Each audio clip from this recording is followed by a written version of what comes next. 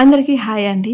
ఈ వీడియోలో dum egg biryani same రెస్టారెంట్లో ఏ టేస్ట్ ఉంటుందో ఆ టేస్ట్కి ఏమాత్రం తక్కువ లేకుండా అంత టేస్ట్ బాగా వచ్చింది. మీరు ఈ వీడియో చూడాలంటే welcome back to Sushanti vlogs. First నేను ఇక్కడ ఒక గ్లాస్ రైస్ తీసుకున్నాను. మనం బాస్మతి రైస్ తీసుకోలేదండి, ఇంట్లో మనం అన్నంకు వాడతాం కదా, అదే రైస్ తీసుకున్నాను. ఒక గ్లాస్ రైస్ నలుగురికి సరిపోతుంది.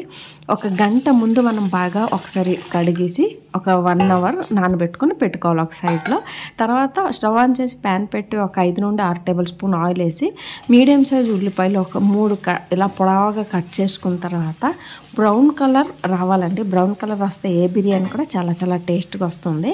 బ్రౌన్ కలర్ వచ్చినంత వరకు ఫ్రై చేసుకోవాలి. చూస్తున్నారు కదా, ఇలా ఫ్రై అయిన తర్వాత మనం ఫిల్టర్ చేసుకొని తీసుకోవాలి. చాలా ఆయిల్ అనేది పీల్చేస్తుంది కాబట్టి ఇలా ఫిల్టర్ చేసి తీసుకున్నామంటే ఎక్సెస్ ఆఫ్ ఆయిల్ ఉండదు. అదే ఆయిల్లోన ఎగ్స్ వేసుకొని పసుపు కారం వేసుకొని కొంచెం గోల్డెన్ బ్రౌన్ కలర్ వచ్చినంత వరకు ఫ్రై చేసుకోవాలి.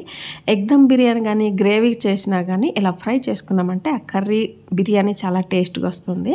ఇలా బ్రౌన్ కలర్ వచ్చిన తర్వాత మనం ఒక బౌల్లో తీసుకోవాలి. తీసుకున్న తర్వాత అదే ఆయిల్లో మనం హోల్ గరం మసాలా ఇక్కడ చూపిస్తున్నాను కదా, తేజపత్రి, ఏలకి, లవంగ, మరాఠా మొగ్గు, చెక్క, సహాజీరా, అనానాస్ పువ్వు, జాపత్రి, హోల్ గరం మసాలా వేసుకోవాలి.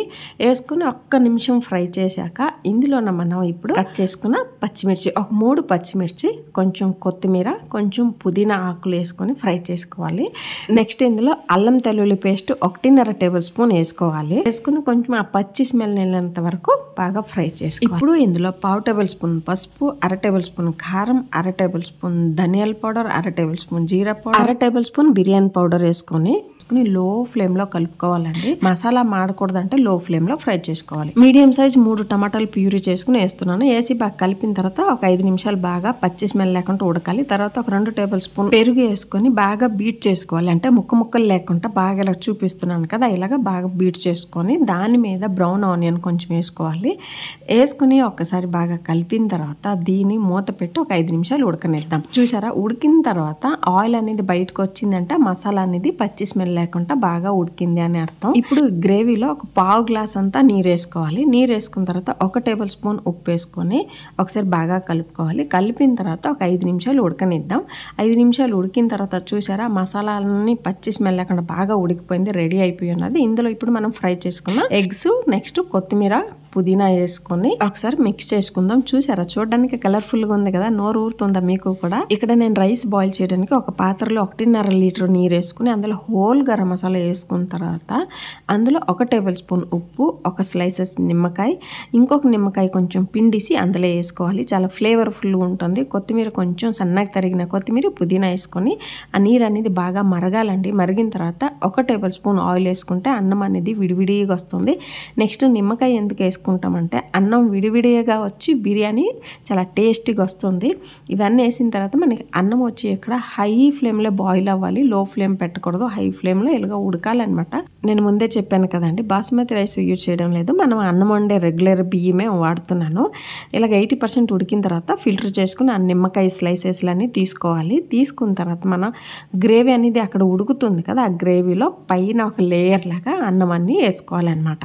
వేసుకున్న తర్వాత దాని మీద బ్రౌన్ ఆనియన్ ఇలా స్ప్రెడ్ చేసుకోవాలి. ఈ బిర్యానీకి ఫ్లేవర్ ఇచ్చేది బ్రౌన్ ఆనియన్, ఓకేనా. ఫుడ్ కలర్ ఇక్కడ మీకు ఇష్టం లేదంటే స్కిప్ చేయండి, నేను ఎక్కువ వాడను, వీడియో కోసం అని వేసాను. తర్వాత సన్నగా తరిగిన కొత్తిమీర, పుదీనా ఆకులు వేసుకున్న తర్వాత ఒక 2 టేబుల్ స్పూన్ నెయ్యి వేసుకోండి. మా అబ్బాయి ఈ వీడియో చూసినట్టుంటే ఫుడ్ కలర్ వేసినందుకు నాకు తిడతాడండి. వాడికి ఫుడ్ కలర్ ఇవన్నీ కెమికల్ ఇష్టం ఉండదు. నేను వీడియో కోసమని వేసాను, ఓకేనా, మీరు స్కిప్ చేసుకోవచ్చు.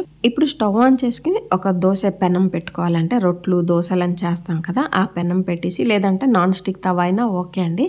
పెట్టిన తర్వాత మనం రెడీ చేసుకున్న ఎగ్ దమ్ బిర్యానీ ప్యాన్ని పెట్టేవాళ్ళ. అప్పుడు ఫ్లేమ్ లోకి టర్న్ చేసుకోవాలండి, హై ఫ్లేమ్లో పెట్టుకోకూడదు. దీనికి డబుల్ బాయిలింగ్ అంటారు. ఎందుకంటే డైరెక్ట్ మనం ఎగ్ దమ్ బిర్యానీ ప్యాన్ పెట్టేసినామంటే మాడిపోతుంది కాబట్టి ఇలాగ డబల్ బాయిల్ మెథడ్ చేస్తే మాడకుండా బాగుంటుంది. ఫ్లేమ్ మాత్రం లో ఫ్లేమ్లో 15 నిమిషాలు ఉడకాలి.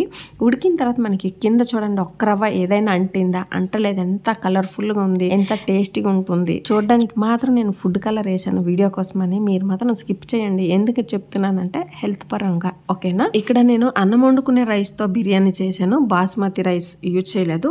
మనం దేంతో వండామని కాదండి, ఎలా వండామనేదే ఇంపార్టెంట్. డిఫరెంట్ అవుతుంది. ఈ ఎగ్ దమ్ బిర్యానీ చూడడానికి ఎంత కలర్ఫుల్గా ఉందో తినేటప్పుడు కూడా అంతే టేస్ట్గా ఉందండి. మీకు ఈ వీడియో నచ్చినట్టయితే like, share and subscribe to Sushanti vlogs.